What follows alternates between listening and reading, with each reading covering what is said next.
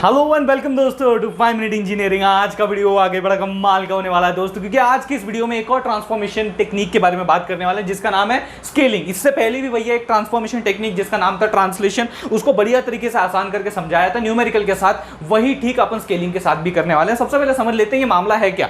जैसा स्केलिंग नाम है वैसा ही भैया इसका काम है, मतलब चीजों को छोटा बड़ा छोटा बड़ा छोटा बड़ा करना। मतलब कहने का मेरा ये है कि अगर यहाँ पे कुछ इस तरीके से पॉलीगॉन है जो कि 3 लाइन सेगमेंट से जुड़ के बनता है और अपने को छोटा लग रहा है, काफी छोटा लग रहा है, तो अपन क्या करते हैं, इसको कन्वर्ट करते हैं इनटू समथिंग बड़ा। सही बात है। तो छोटा का हो गया बड़ा, इसे आप स्केल अप करना कह सकते हो, इसको जूम इन करना कह सकते हो, छोटे से बड़ा करना कह सकते हो, इसे कन्वर्जन कह सकते हो फ्रॉम छोटा टू बड़ा।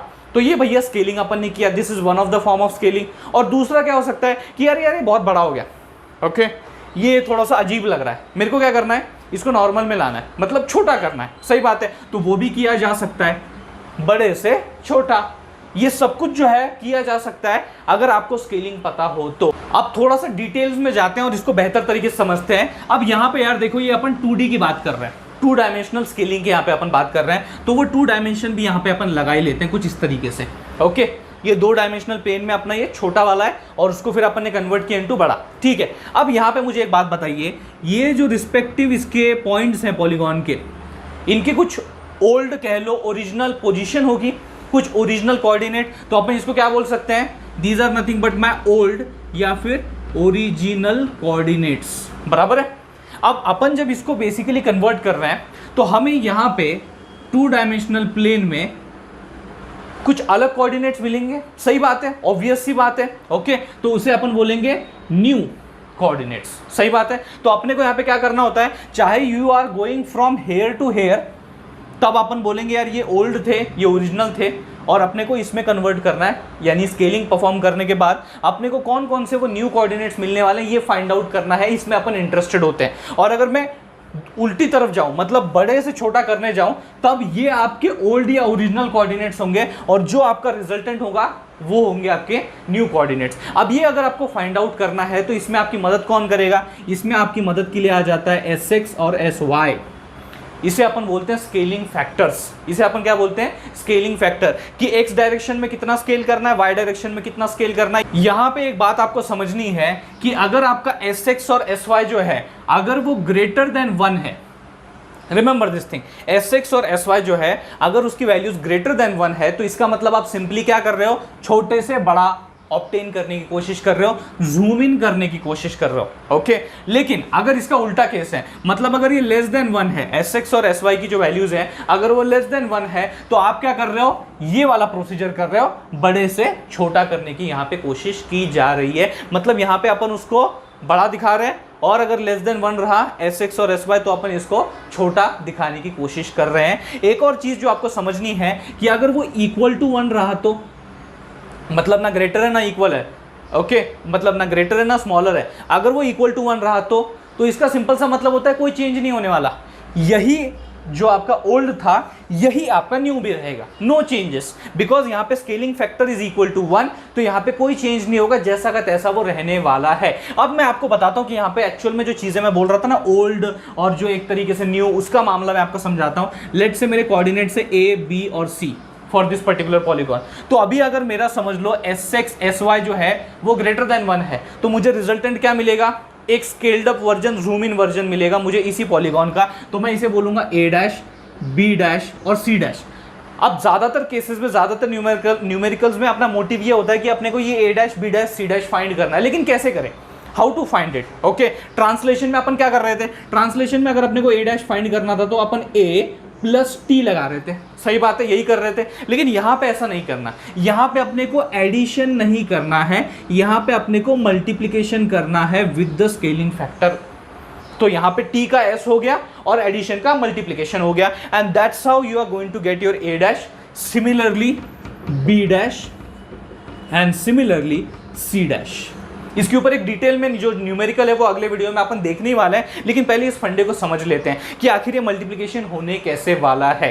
वो सारी बातें अपन जो है यहाँ पे जान लेते हैं। तो now what next thing we need to do कि भैया ये मल्टीप्लिकेशन कैसे होगा, मतलब अपने को A' चाहिए, मतलब क्या चाहिए, वी वांट XY। उसके कोऑर्डिनेट्स ही चाहिए ना अपने को ए डैश के। पहले ए यहाँ था, अब वो कुछ इस तरीके से जो न्यू वाला होगा वो ए डैश अपने को यहाँ दिखेगा, न्यू वर्जन, ठीक है। तो वो अपने को चाहिए, तो उसके लिए अपने को इन दोनों का भाई साहब मल्टीप्लिकेशन करना तो पड़ेगा।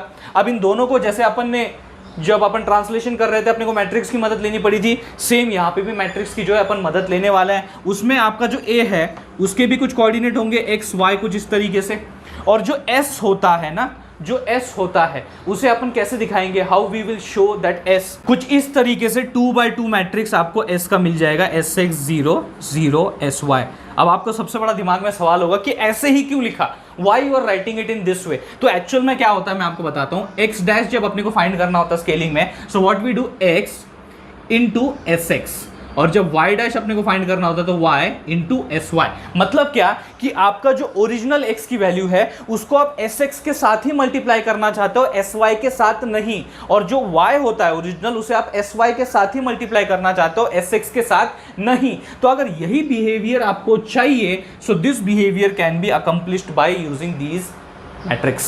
सही बात है। मतलब अभी मैं आपको बताता हूं कि यार देखो ये a और s के बीच में आपको मल्टीप्लिकेशन करना है, सही बात है, मल्टीप्लिकेशन करना है एज पर दिस फंडा, करके देखो, जस्ट डू इट। तो कैसे करते हैं, यहां पे अपन जाएंगे इस डायरेक्शन में और यहां पे अपन जाएंगे इस डायरेक्शन में। इन दोनों मैट्रिक्स को अपने को मल्टीप्लाई करना है और जो भी रिजल्टेंट मिलेगा उससे आपके सारे डाउट्स जो है क्लियर होने वाले हैं। तो भाई ये जो रिस्पेक्टिव आप देख रहे हो matrix, it is nothing but 1/2, और ये जो है ये 2/2 है, सही बात है। तो आपका जो रिजल्टेंट निकलने वाला है वो क्या होगा 1/2, वो क्या होगा 1/2। अब इसका मल्टीप्लिकेशन करते हैं। अब जैसे मैंने बताया इस डायरेक्शन में और ये vertical, that is x into S x, x into S x plus यहाँ पे y इंटू 0 इज 0, सही बात है। उसके बाद अपन जाते हैं x इंटू 0 अगले वाले पे, x इंटू 0 कितना होता है भाई 0 होता है, plus y into S y, it is y into S y. तो अब ये 0 का तो वैसे कोई सिग्निफिकेंस नहीं, इसको हटा देते हैं, 0 अगर ऐड भी कर लो तो वो नंबर वही रहता है, सही बात है। तो अपने को रिजल्टेंट मिल गया ये, जो कि एक 1/2 यहाँ पे मैट्रिक्स मुझे मिल चुका है, मतलब एक रो और 2 कॉलम।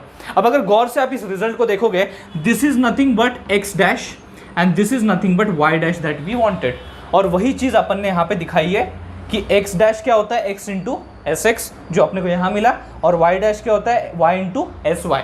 और ये x डैश और y डैश क्या है, ये आपके रिस्पेक्टिवली a डैश के कोऑर्डिनेट्स हैं जो कि रिक्वायर्ड है।